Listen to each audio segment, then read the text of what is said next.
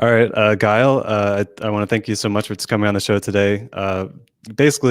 Gyle has created a YouTube channel where he screen records himself looking at replays of FAF Forever, which is Forged Alliance Forever. It's a niche inside the video gaming industry, and he's grown over 8 million views on YouTube.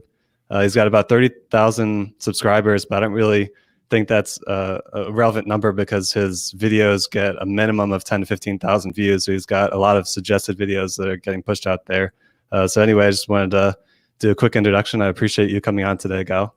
Oh, thank you very much for having me. I don't get that many offers for interviews, so it wasn't that much of a hard sell. It was nice to come on and be able to talk about myself for half an hour or however long. But awesome, well, I appreciate it. So before we jump into it, can you just give us a quick spiel in your words for what your brand is all about? To be honest, I mean, it's all about trying to keep a community afloat. The whole thing started, I guess, it's hard to remember now, 2011, 2012, something like that. And I just did it because one day I logged on, and as happens with so many video games, the GPG, the people who made the video game, had pulled support because, let's face it, they'd been in it. I suppose 2007 the game was launched. 2012, I'm thinking it is 2011 or something. They pulled support, so it's 4 years on from that. And actually, the company itself ended up going pretty much bust soon after that, if not, around that time. And it was looks like it was 7 years ago when you started. 7 years ago. Yeah, that sounds about right. It was just literally out of a shock. I mean, we all do it, I guess. If you're a gamer, you'll know what I'm talking about. You come back to a game that you loved. Maybe it's a game that you shared with your mates and had some really good times. And you just thought, I'm going to go back and check that out. Really fancy some of that. And it wasn't there. It had gone. And I didn't actually know that the community had banded around to rescue the project and set something up. And I was just, excuse me, I was blown away by the amount of work, mainly because I'm a complete IT phobe. Anybody who knows me, I have to ask people to help out with the channel all the time, from graphics to intros to you name it. And people have been great, by the way. I take my chance to thank everybody for the support that they give me. But it just blew me away how much effort this one particular guy, Zep, or Z Pilot was his screen name. He was basically running the show for this community-driven project of keeping this game alive. I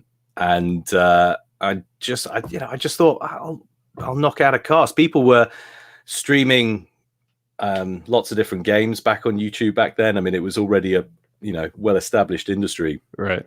But RTS itself, I mean, you had StarCraft kind of in its like StarCraft 2 in its kind of heyday back then, but RTS as a genre, real-time strategy for the uninitiated, it's been in its death throes, really, apart from that StarCraft resurgence for a long time. It's really been in decline. And I just couldn't bear the idea that all of this effort had gone into the community-driven program, if that was to fizzle out as well. So I just wanted to do the small part that I thought I could do, which was maybe just try and publicize some games. There were already one or two people doing it. There was TA for Life. I can't think of anybody else at the time, but there were definitely one or two other casters who were doing it. So I just wanted to try and do something, if you know what I mean, to try and publicize it, get more people involved in the game, make sure the community kept going. So that's what it was all about, really. Yeah, I mean, that's a really interesting and unique story, because you're taking a game that's been out for a while that was sort of on the downfall, and there's a lot of people that played it back in the day, and instead of them going back and playing it, they can look up some videos and see that you're casting these awesome replays of the game. So that's a really unique story for growing an audience and building a brand. And I have to say as well, there was a little bit of a crux for me. I did start it beforehand, but it was like 2012.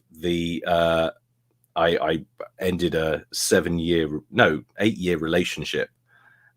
Someone I'd lived with for a long time, and I'd started casting beforehand, and I don't know, maybe pulled in 1,000 subscribers or something like that. And when that relationship broke down, it was a real crux to kind of hang on to if you know what I mean. So it gave me something to sort of keep busy in my free time. I wasn't going to go and like chill out and watch something on the sofa with my significant other.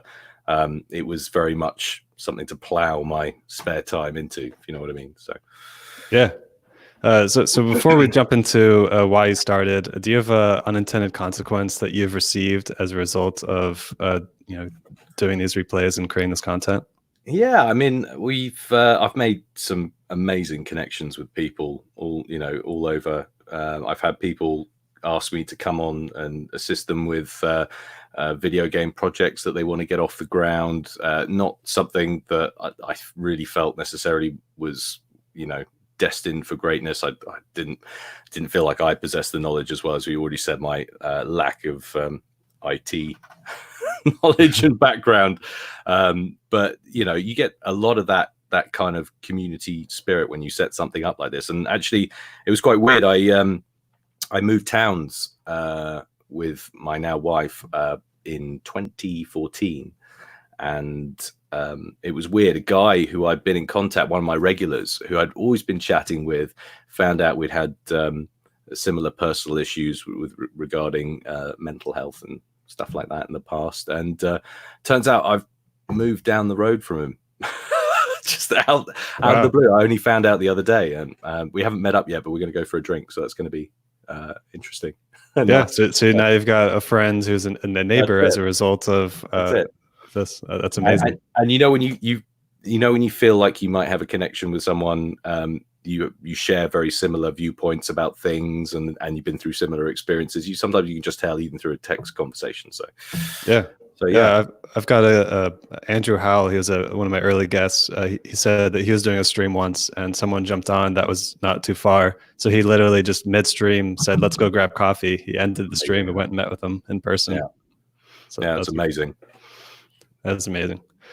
All right, so I guess when was the moment where you feel like you started sharing just in general, like online on a larger scale than just who you interact with in person? Is that with the YouTube channel? It was literally I don't know. So there was a game.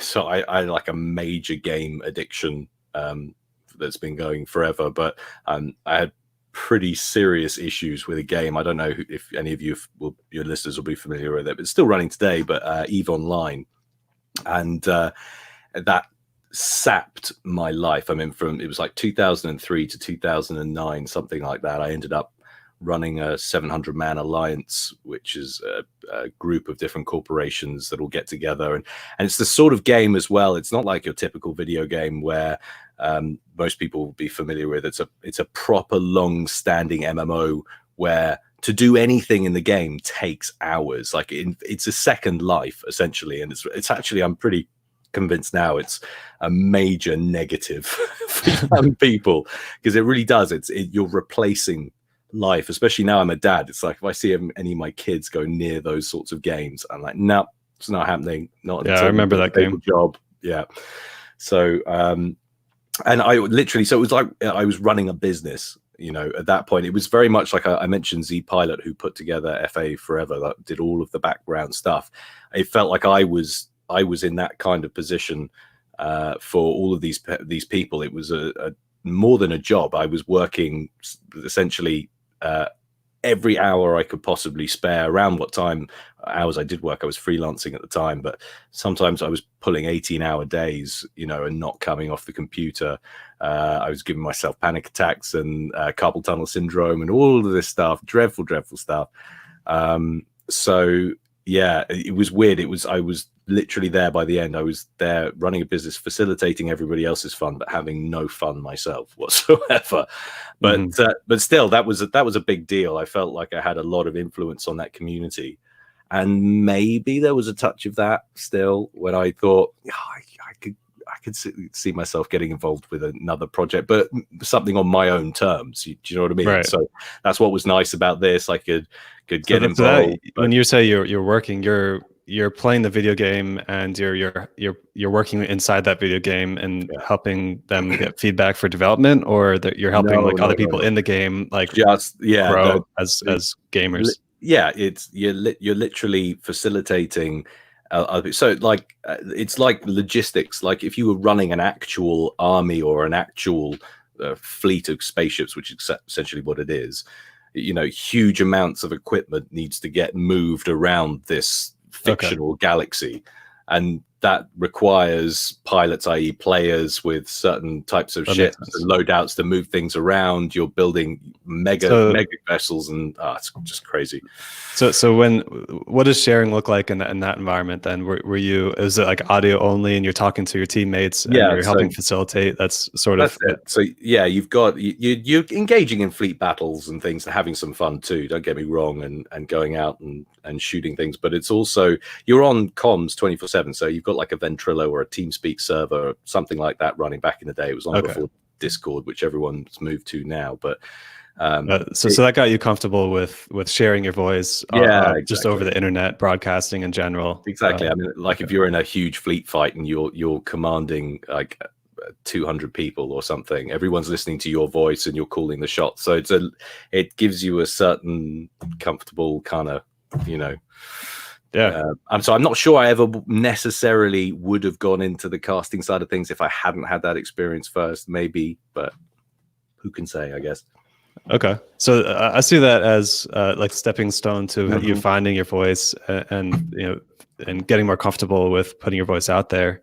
And then probably the next step is at the YouTube channel with Faf Forever. So yeah, I mean, there was a huge break. I mean, I was like, that's it. I'm done with video games. I'm destroying my body. Yeah, you know, I need to focus more on work, and it was, you know, I always say that doomed relationship that actually ended up fizzling out for all the right reasons, thank goodness. And I met my wonderful wife a couple of years later. Actually, it was about 6 months later. But, yeah, so it was definitely, there was a substantial gap. I mean, it was like 2009.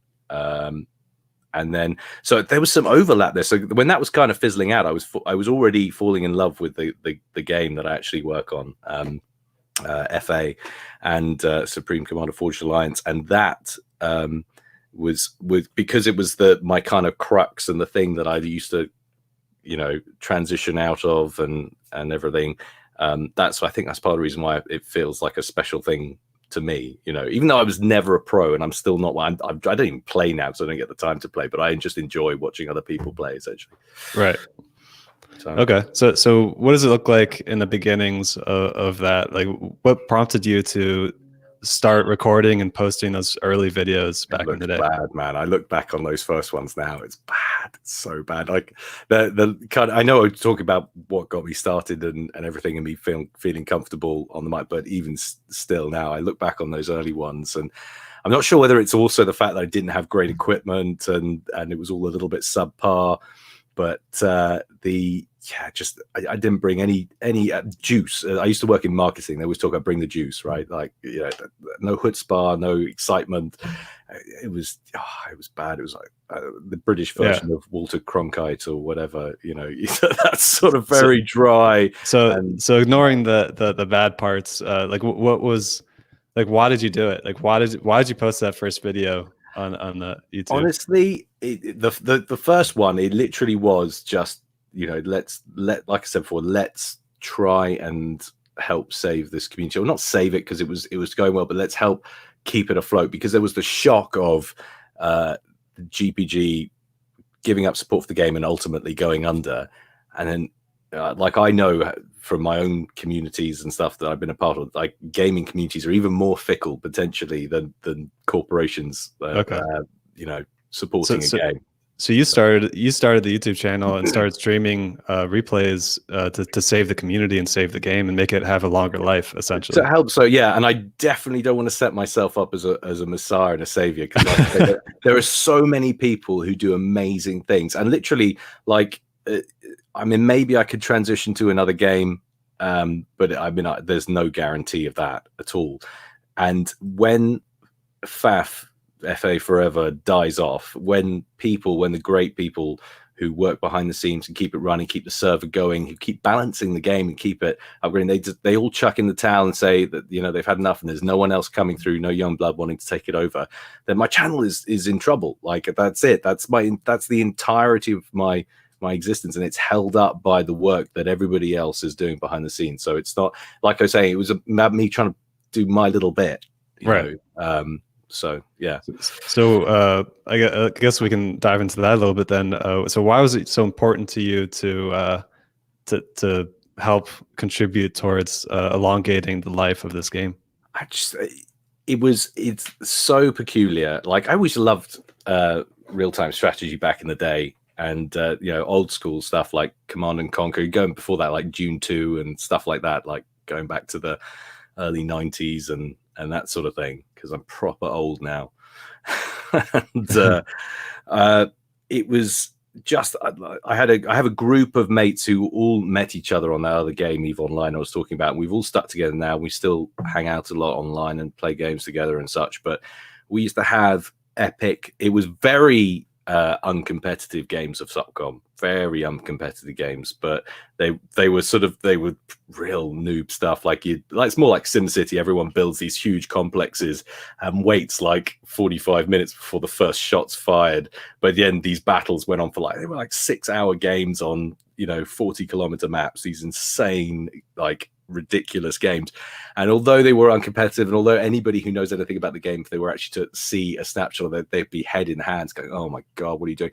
It was so much fun. It was hours and hours of some of the best times that I'd had with friends of mine. And I just, you know, and not only that, when I wasn't playing with them as well, even back in the GPG days, the GPG format, which was pretty unusual for games in that time, that had a function where you could watch replays from you know, some of your favorites are like the big guys, people who actually, like Salui and TLO, who ended up moving over to StarCraft, proper like pro gamers, and they started on FA, and you could watch these replays, and I got much more sucked into that than my other mates who played the game did. So on a different kind of level, I sort of appreciated it more as an esport, I guess. And I just thought it was always undervalued in that sense. Like, GPG never pushed the esports with it at all. There was a crossroads ages ago where they could have gone for it, but they never did. And I think the game really lost out because of that, you know. So you had these amazing times with the game. You're enjoying the replays of the game, and you find it really important to you know, help this game stick around and just contribute your piece to that. But I guess, why is it so important to you to do that and help others, you know, get that experience with the game? Like, I think I've been so disappointed with where gaming has gone. I think maybe it's part of getting old. Like, it's the quintessential, and I do it with my kids as well, like the music they listen to and everything. I'm just, oh, what is this? What are you listening to? And they'll do it with me. It's just, it's a generational thing.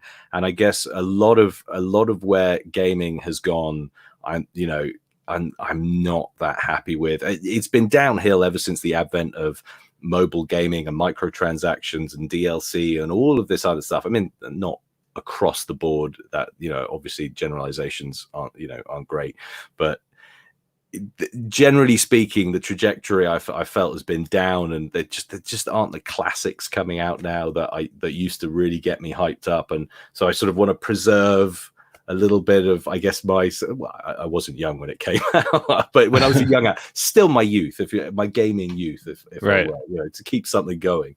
Okay, so then you're to help leave like a legacy for that game, and it really has made a big difference, because you did your contribution, other people contributed as well. But the fact that now there's this community that's still there, and they're tweaking it to make it more efficient and stuff. It's amazing. And it's a constantly evolving thing, and you just don't see that. I mean, every now and again, you know, I'll check out an old game, and you do come across these long-standing dead communities, and my gosh, like some of the that you wonder if these kids are, well, they're not kids anymore, they're 35-year-old men who still live in their mum's basement, and they're still like playing these same old games, who, you know, it's horrendous. But some of the trash talk they're talking, and the abuse they're giving each other.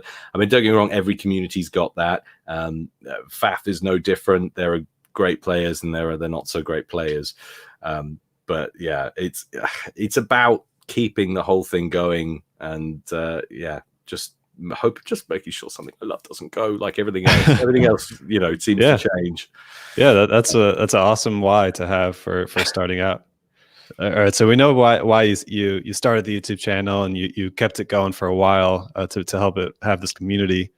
So today, you know, the community is there. They're people that are working on it on a regular basis, tweaking things. So what's your why today? Like, why are you still creating these casts? Like, honestly, it's because of the support I get.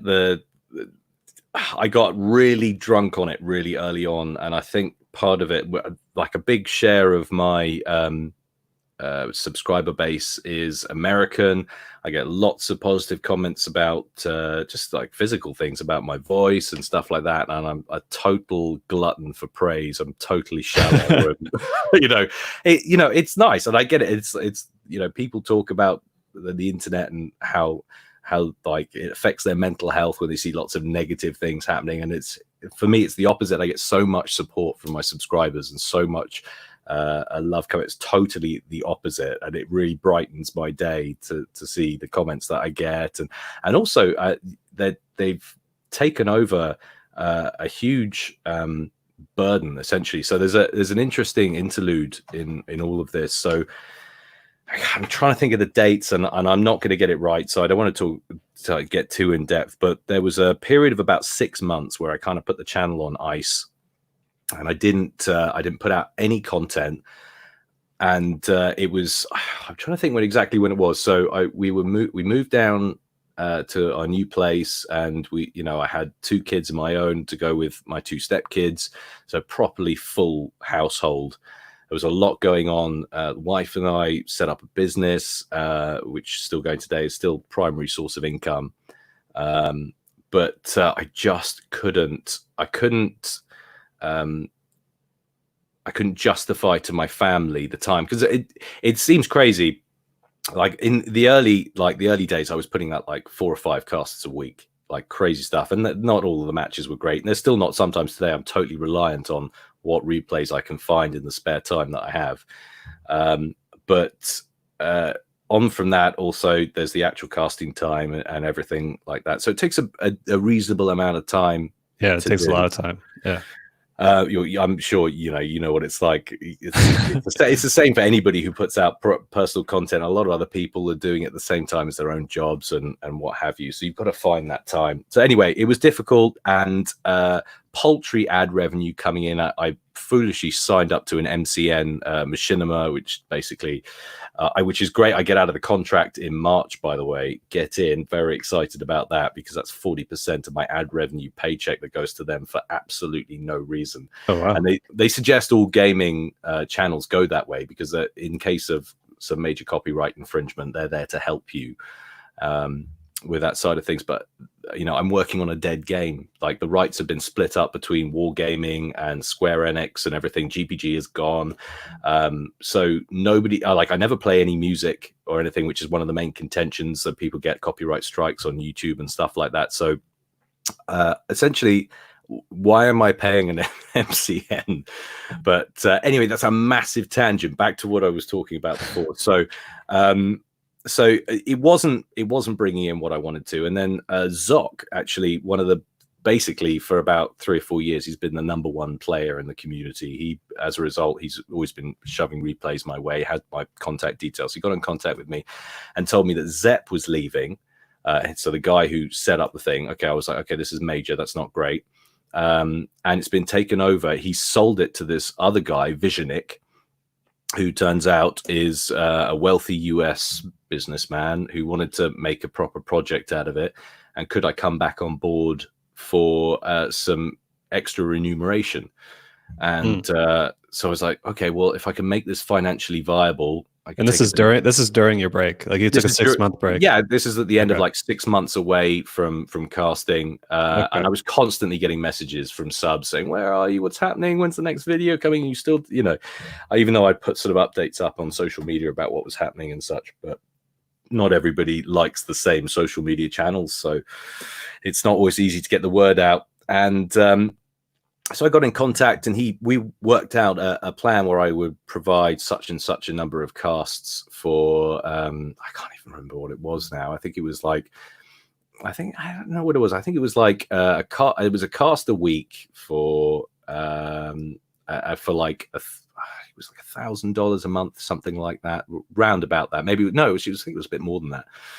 So I was like, okay, well, this really suddenly again makes financial sense, you know, to come back, because the ad revenue when you're at whatever I was, like 18,000 subs at the time, something like that, is not great. The ad revenue, you're talking like, I don't know, $200 a month or something, and that's before the MCN take their cut. So it's a really small amount. And then. And that's for the sort of frequency I was doing, so for sort of 1 to 2 casts a week, something like that. So I was like, okay, so I came back and I started doing that, and that was great. And I carried on, and the channel started to grow again. And then he, as I knew was probably going to happen eventually, he had so many fingers in so many different pies. He just didn't have the time to make FAF, I think, what he wanted to make it. So he then opened it up to the community, made it properly community driven again, and other people took over the reins. And it was about the same sort of time that Patreon was really, you know, gaining ground. So that was a big thing. So I was like, okay, I've lost this revenue stream. Can I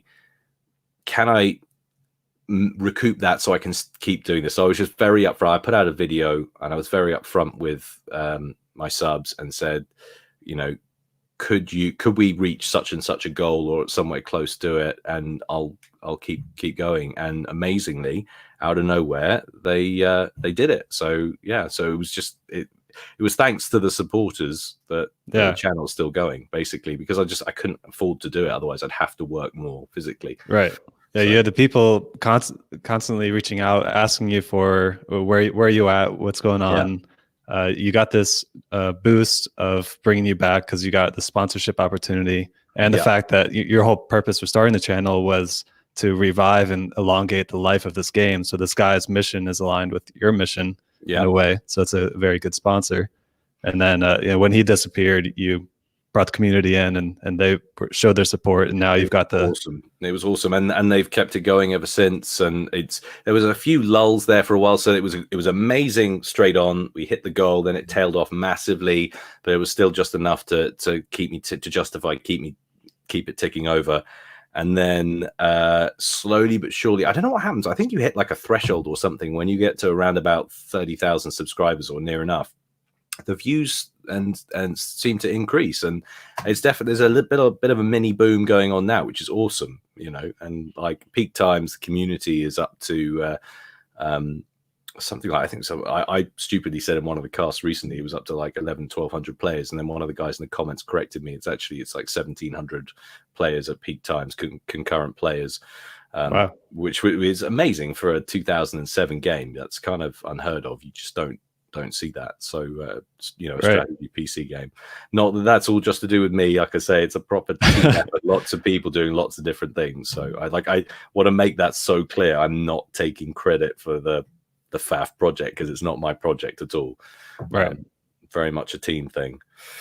So you know that now you're continuing these episodes. You know, you talked about how there's, you know, you got the supportive community with that, and you've got this Patreon that's going. And then soon, the ad revenue, a big chunk being taken out of that's going to be removed. Yeah, looking forward to that.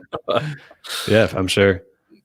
So where do you see this going for you? Like, what's the next step? What's the future look like? I don't know, man. It's tough. I've thought so many times about transitioning into other games. I mean, not transitioning because that makes it sound like you're going to give up, and I don't want to. This is very much my game, like, that I want to work on for as long as I can, until the community decides enough's enough.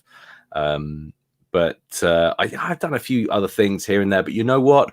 Like, I'm quite heavily dyslexic, actually, and I think I have a major processing difficulties actually doing like let's play videos and stuff like that, like physically playing a game and holding a conversation at the same time. But that's like, no. It's not happening. So I'm very much kind of restricted to to the sort of format that I do, I think. And that's why people subscribe. That's why people like it. And you know, I'm not, like I said, you talk to any guy, any pro in the FAF community, like, I don't know an awful lot about the mechanics of the game, because I'm not a pro myself. Like I'm a Right. I suppose a little bit of a connoisseur of what I think makes an entertaining replay. But as for the mechanics of the game, there are lots of other people who are a lot more proficient in the community. But I'm sort of like, this won't make a lot of sense to your American audience, but if there are some older Brits watching, they'll understand. It's a bit like Murray Walker, who was a Formula One racing commentator for like years, like going back to like the 1960s or something. It's just a ridiculous career. But by like the, I don't know, sort of 2010, something like that, he'd started to get a little bit old for the job, but everyone still liked him. But you know, it gets so excited about complete the wrong thing. It'd be like, that's Schumacher's gone off. It's like, that's Coulthard, Murray. Okay, you know, from the other commentator, like Martin Brundle or something would chime in, but nobody cared, because he was excited, and you know, you could tell he got a lot out of it. And I think that's sort of the main thing. I think that's the main thing with anybody who's running a kind of, you know, a channel, is you got to have some of that chutzpah, that juice, you know, that get excited about web, and show that you're actually enthusiastic about it, and not let that sort of stage fright, you know, take over, as it does with so many things when you're in the public forum. Right. But yeah. So the higher level here, in regards to your current career situation, do you have another job right now? Are you a day job? So the wife and I run a photography business at a home. We do specialize in newborns, maternity, that kind of stuff. We've got a studio here that we work from, and that's like 90% of my time, you know. So, and I sort of dedicate maybe sort of an afternoon and evening a week for replay selection, and then the next morning, on whenever it might be, Thursday, Friday, Saturday, whenever I can find a slot, that'll be the morning that I'll cast it. But yeah, I like I say, the business actually is taking off quite well now, but I'm not prepared to give that time slot away. I need the praise too much. Yeah, I mean, I'm sure that you get all kind of feedback. I've had you know, people that review cars talk about how it's like, you know, saved you know, relationships, and I've had people that have done murals that said they've saved lives with their murals.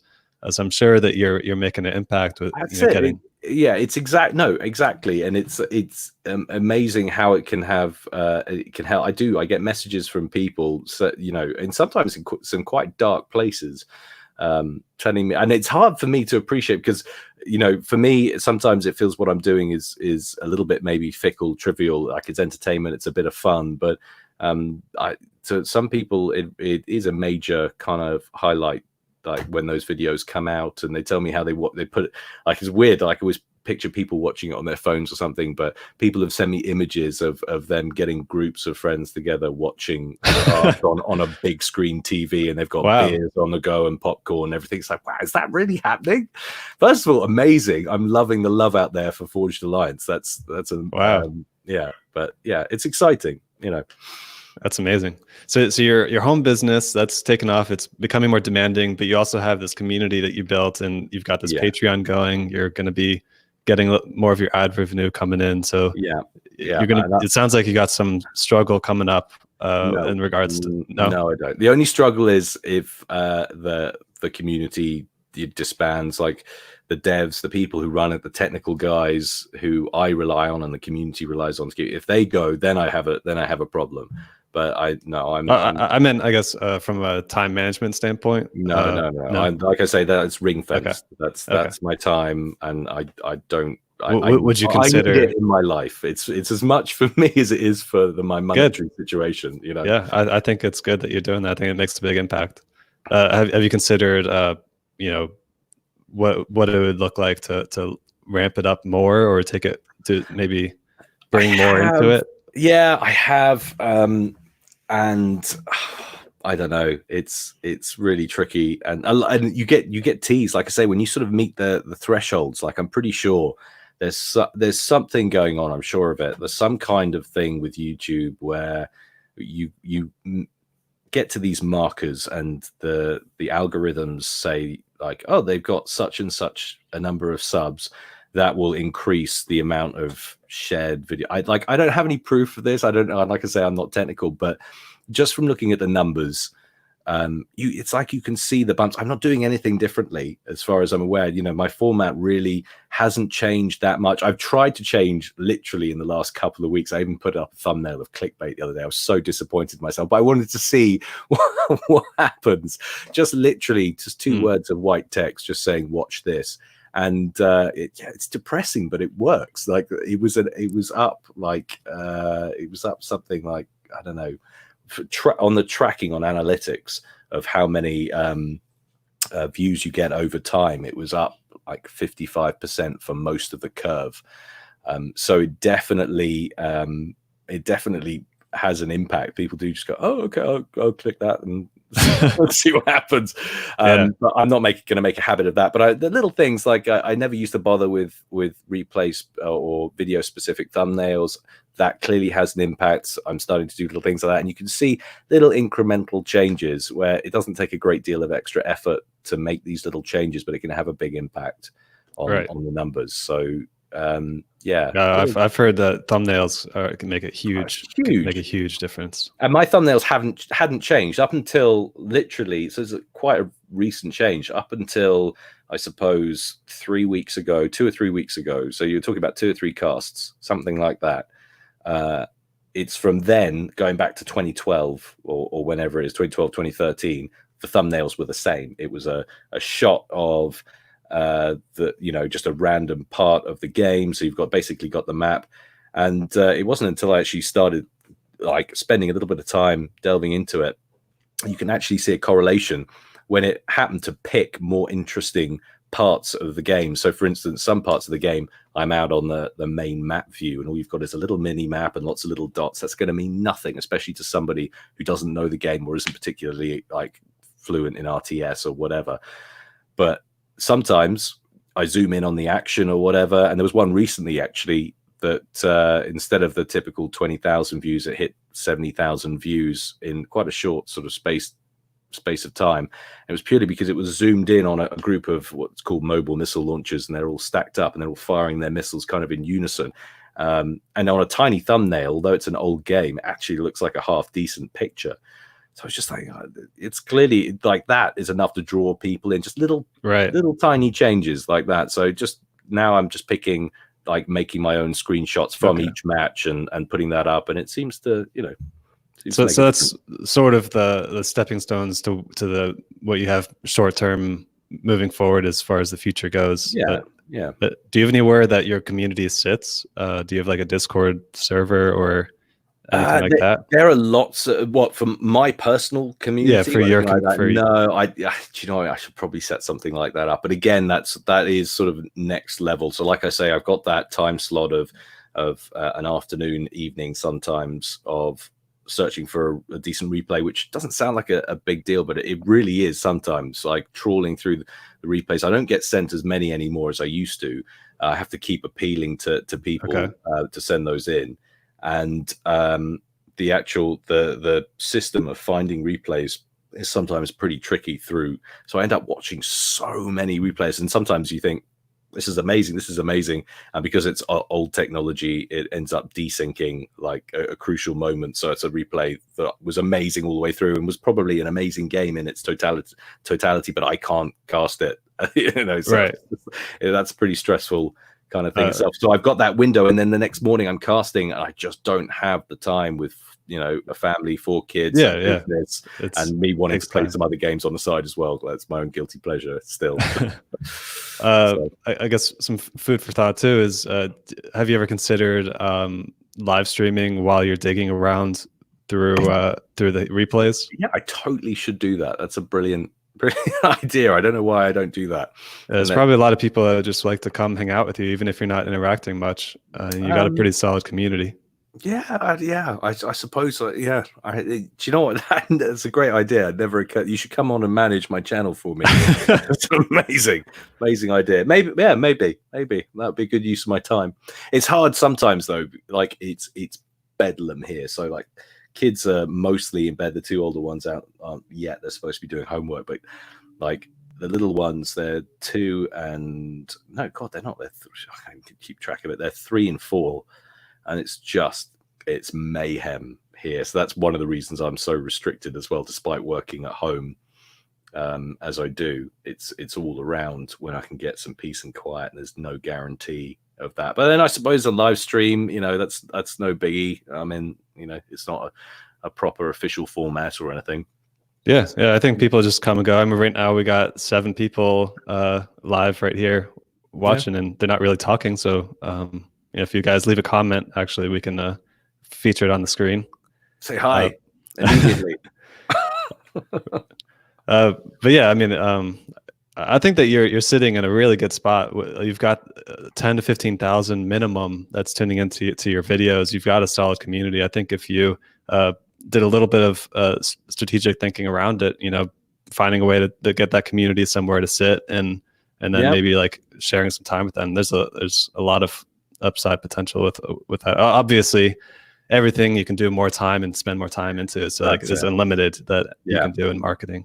Yeah, no, absolutely. It's just finding that balance, really. But no, definitely food for thought. No question. So you've been doing your streams for 7 years now, and then before that you were playing Eve, and you're talking on there and streaming. So how do you feel? But you said that early in the days you weren't as engaging with your casts. You weren't maybe as vocal variety and emotion into it. So how do you feel that you've changed as a person from when you started to where you are today? What do you mean specifically in the casts or generally? Because just generally in life, maybe a better communicator, or no, I don't know if there's anything. I suppose maybe a little bit. I mean, definitely it's given me some extra confidence that I wouldn't have had in my 20s, or even early 30s. So yeah, there's definitely something that I have to put on the cast there, but I don't know, it's hard to separate the two with just getting older, and what's related, because I don't know how, like, if you don't, it's not a personal question. How old are you, Jeremy?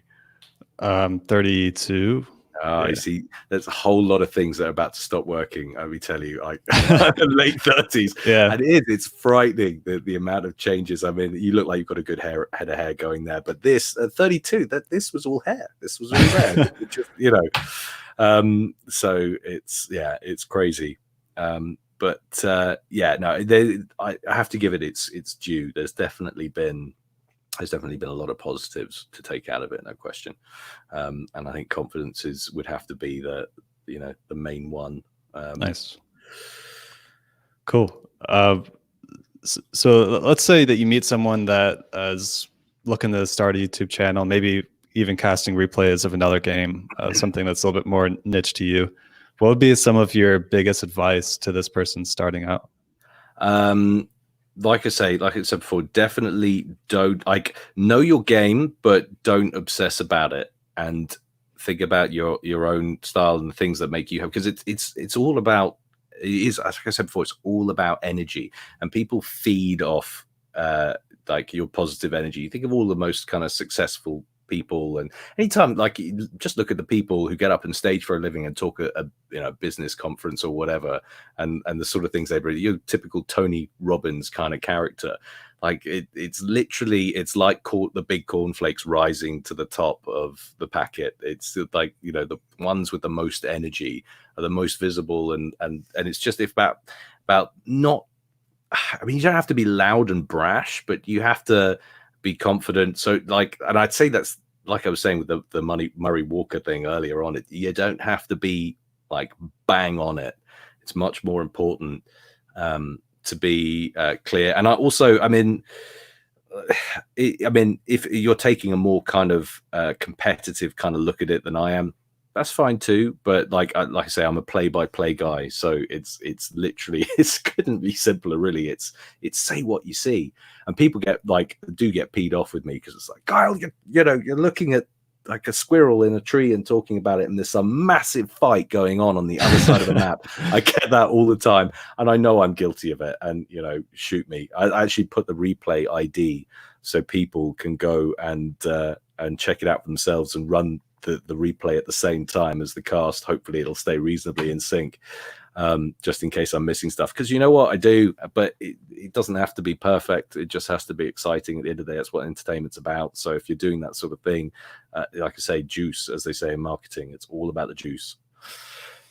Yeah, that's huge advice. It's something that I've been working on myself. Just bringing more energy, more vocal variety. Like trying to bring more passion into it, because it's definitely something I'm passionate about. So I'm trying to take in a lot of the advice that you just shared. So I appreciate that.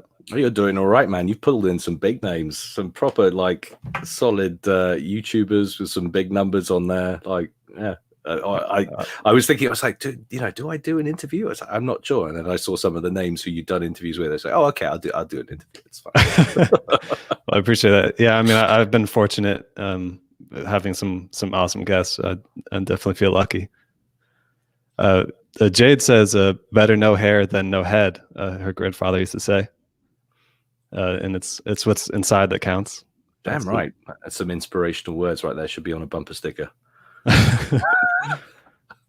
Right. If you have a very wide car. All right. So, that was awesome advice for a new person. And I think that's relevant for just anybody. But let's say that you meet someone who's more established, maybe someone that's got a similar size channel as you. What would be some of your secret sauce? Like, what's something that you feel like you're doing that's different than the average person out there that's helping you stand apart? Do you know what? I think it's a massive cheat, and I don't know whether I can pass that on, but I think I've ridden a rough shot over the American community on the fact that I have a British accent, and that's not something you can teach. Honestly, the amount of things I've got that is purely because of voice. And I suppose actually part of that, like you were saying before, vocal range is huge as well. Lots and lots of people actually went just purely off the back. I must have been crazy, but purely off the back of this channel. Actually, I did some voiceover workshops. And I cut a demo and I did some stuff like that, but I never properly went for it because I've settled down my wife. We started this other business, so it was always one of those things. Oh, it's in there, and the wife's like, "You should send off that demo," and I'm like, "Haha, who's going to do your video? We'll film the photo editing if I'm gone and run the other half of the business." She's like, "Oh yeah, okay, don't do that." So it's like, but no, like it really is that being sort of, I guess, interesting to listen to, and it's even me saying it now, it's sounding like such an inflated ego, and I don't mean all that. I think it has a lot of truth to it. I'm just kind of relaying what people have said to me about what they like it, because it's the only way I can judge, but yeah, no, definitely, like I was saying, a little bit of humor as well in there. Try not to keep it all too serious, and there's a lot of like stuffy people in esports, which is quite surprising. You would have thought that they've sort of taken some of the worst parts with a lot of the channels that I've seen, the worst parts of regular sports, and forgot to there's an industry full of young people on a new-ish medium doing interesting stuff. It doesn't have to be the same old sort of tired format. I mean, you take the things that work from the established media and the established sports and stuff like that, but you don't have to be too serious, about it. I think I was quite serious for some time early on, and I think I'm getting worse now. It's now I feel like I have, because YouTube have come out with this thing now. I don't know if it's the same in the States. It might be a Europe thing, an EU thing, or a UK thing, but they have to you have to say whether it's for children, like child friendly. Yeah, we have that. You got that as well. So I don't know. Now I'm like clicking a box saying it's mature content. I feel like it's saying whatever I want. So it sort of liberated me, maybe in a bad way. Someone actually said recently, it's like, "Gyle's gone X-rated." I was like, "Oh, I'm not sure I have," but Yeah, no, it's all good. That's funny. All right, so putting some effort into your voice, taking lessons if you need to, and learning another accent if you're outside the U.S. That's what I got If out you of that. can't do it, don't put it on, because that's not going to get you views. Right. All right. Before I open the floor for you to pitch your brand a little bit, and of course I'll put links to everything on the website and in the show notes. Knowing the type of audience that we have here, do you have any last words of wisdom for them? Yes, come and play the game immediately. We need more players. Always come and subscribe. Come and check it out. Real-time strategy is not dead, despite what you may have heard. It's merely generally a little bit sleepy. It's a bit dozy. That's all it is. Come on down, join us at FAF, and have a good time. Awesome. Well, what I was trying to get was any last words for helping people share or inspiring them to feel more comfortable overcoming barriers and stuff. Oh, so that wasn't my option for a shameless plug there. It's still there. This is live, so it's been done. Good stuff. So yeah, what was that last question again? Any last words of wisdom for helping people overcome barriers to sharing? Like if there's people that don't feel comfortable, putting themselves out there, like any last words for them? Yeah, just put it out there and see what happens. At the end of the day, no one's going to come after you with a knife. It's it's the internet. Just put something out there, see what happens, and and I've had lots of negative comments as well. I've been talking about all the fantastic support I've gotten, but literally, if Jesus came back and started a YouTube channel, there would be a whole lot of ugly stuff coming his way too. There always is. There's nothing you can do about it. There are going to be trolls out there. It's just about growing a little bit of a skin, filtering out the bad noise, and then working out what's driving people, what they're enjoying, and trying to give them more of that. That's all it is. So just don't listen to the fade out the trolls. Listen to the people who like your stuff and focus on doing more of it. Yeah, you hear that? Just get started. That's it. Throw your hat into the ring, otherwise you'll never know. Well, Gyle, I appreciate you coming on here, diving deep into your why, sharing your whole journey, and giving us all this wisdom and tips for how other people can, follow your footsteps. So I appreciate that. So how do people find you? Where can they go? So I mean, literally head out to YouTube, type in Gylecast or Gyle. That should do it. GYLE or GYLE space cast. And that'll bring it up. You'll see a lot of strange sort of robot battles going on, but enjoy. The cat's got in here somehow. Yeah, go check it out. It's well worth your time. A lot of free entertainment.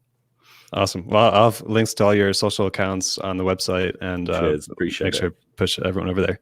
But before I let you go, I always like to ask for some feedback, as far as your overall experience, and if you have any feedback for me, because this is still a journey for me. You're running a slick operation. Honestly, I've got to say, from the moment, just as well, the stuff you're doing in the background, the way you set up the meeting, I got to say, was awesome. I've never had something so sort of facilitated and all the rest of it, but dude, just keep doing what you're doing, because it's awesome. I know I'm enjoying the content. You got a new subscriber in me, so I appreciate it. That's awesome. Cool. Well, thanks again for coming on the show. I'm going to end the podcast here. Cool. Take it easy.